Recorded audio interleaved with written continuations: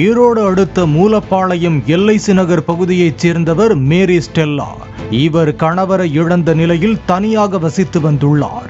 மேரி Stella கீழ் வீட்டில் வசித்து வந்த நிலையில் வீட்டின் மேல் மாடி வாடகைக்கு விடப்படும் என பெயர் பலகையை வைத்துள்ளார். இந்நிலையில் 4 பெண்கள் தங்களை மாநகராட்சி ஒப்பந்த பணியாளர்கள் என அறிமுகம் செய்து கொண்டு டெங்கு ஒழிப்பு பணிக்காக வீடுகளை சோதனை செய்வதாக கூறி வந்ததாக சொல்லப்படுகிறது.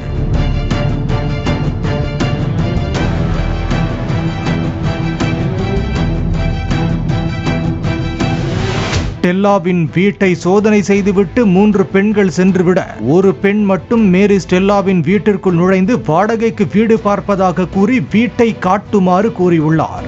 மேரி ஸ்டெல்லாவும் வீட்டை காட்டிய போது அப்பெண் மறைத்து வைத்திருந்த மிளகாய் பொடியை ஸ்டெல்லாவின் மீது தூவி அவரது நகைகளை பறிக்க முயன்றதாக சொல்லப்படுகிறது.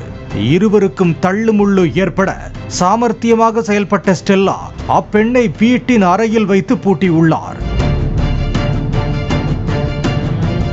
பின்னர் ஸ்டெல்லா கூச்சலிட அக்கம் பக்கத்தினர் போலீசாருக்கு தகவல் தெரிவித்துள்ளனர். விரைந்து வந்த போலீசார் அந்த பெண்ணை மடக்கி பிடித்து காவல் நிலையத்திற்கு அழைத்து சென்றனர். தனியாக வீட்டில் இருக்கும் பெண்கள் மற்றும் முதியவர்கள் அறிமுகம் இல்லா நபர்களை வீட்டுக்குள் அனுமதிக்க வேண்டாம் என்று கேட்டுக்கொண்டுள்ளனர்.